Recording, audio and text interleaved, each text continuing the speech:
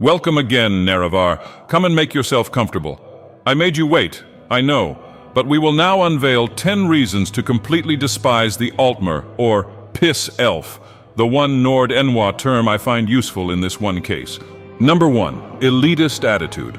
Imagine strolling through the pristine streets of Alinor, the capital of the Somerset Isles, where every Altmer walks with an air of superiority so palpable it's as if they were born with their noses permanently tilted upwards towards the stars.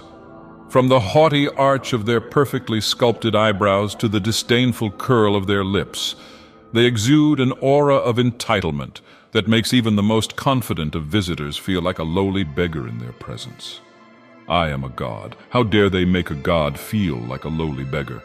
Their condescension knows no bounds as they casually dismiss any notion of equality with a flick of their delicate wrists, leaving no doubt as to their belief in their own divine right to rule over all. Number 2. Arrogance in heritage. Step into the hallowed halls of the Crystal Tower, where the Altmer gather to regale each other with tales of their illustrious ancestry, stretching back millennia. They speak of their forebears with a reverence usually reserved for gods, weaving intricate tapestries of grandeur and glory that paint a picture of a race destined for greatness.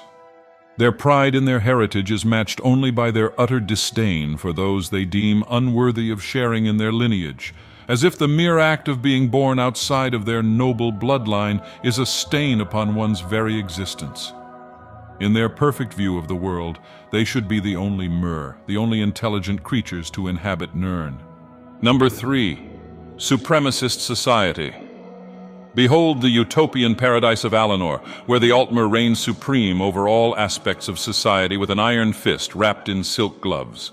From the opulent palaces of the elite to the sprawling slums of the disenfranchised, their influence permeates every facet of life, a constant reminder of their pointless dominance. They view themselves as the pinnacle of civilization, the epitome of perfection. What a grand and intoxicating innocence!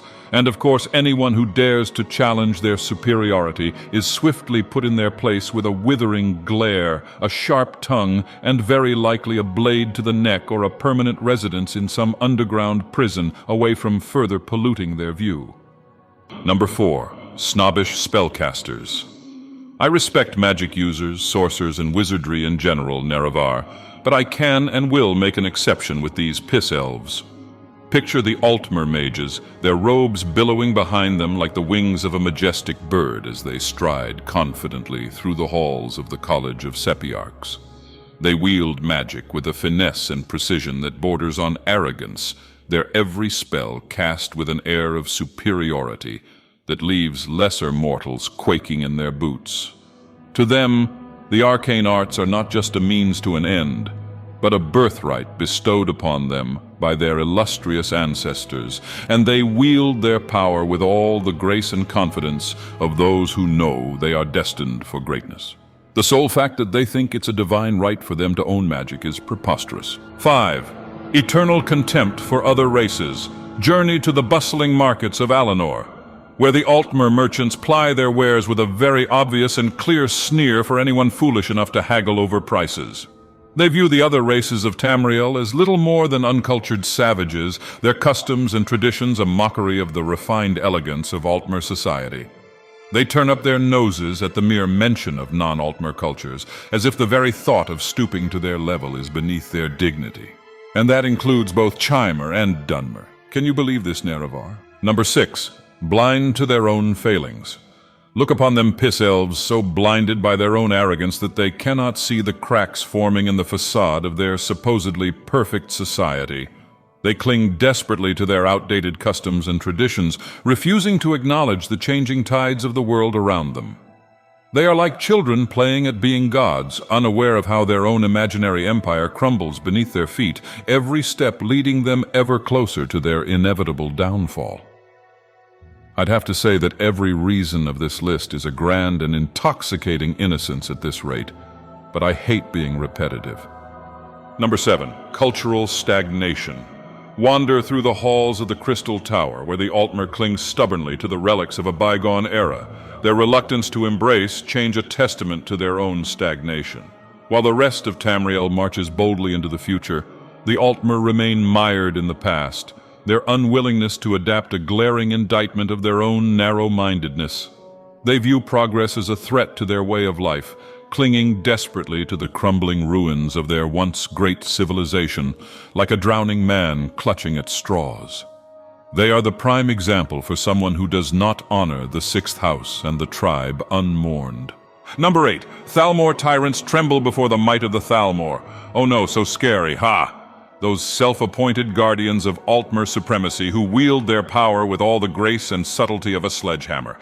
They crush dissent with ruthless efficiency, if efficiency means leaving a trail of blood and corpses in their wake, their iron grip on Tamriel tightening with each passing day.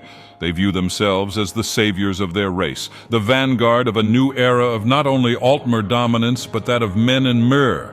And anyone who dares to stand in their way is swiftly dealt with in the most brutal manner possible. They wouldn't last a minute against one of my ascended sleepers. Number 9. Hubris of the highest order.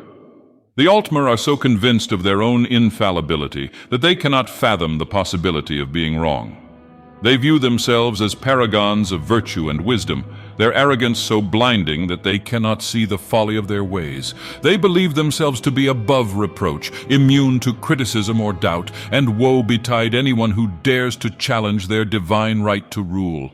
I will forever wonder how on Nirn these people came to be. When and where did things go wrong? I mean, we do technically come from the same place, and as disgusting and gagging it may sound, they are a species close to ourselves, like cousins even.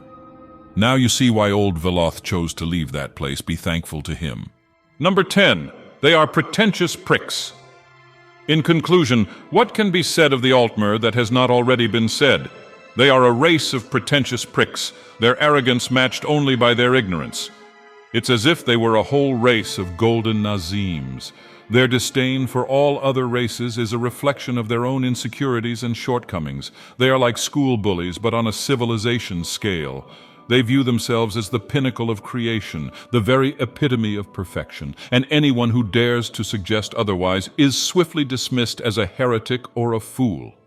Really, there is little to admire in such a race, but so much more to despise. If only someone like, I don't know, maybe a god was there to promptly get rid of them all. But well, I am not powerful enough without the heart, but that's why you should honor the sixth house and the tribe unmourned by raising your thumbs, subscribing to my sermons, and inscribing your thoughts in the parchment below, to give me strength like my loyal patrons, specially the adoring Fan, Connor Runda, and the outstanding Charmat of this realm, Tanya Davis.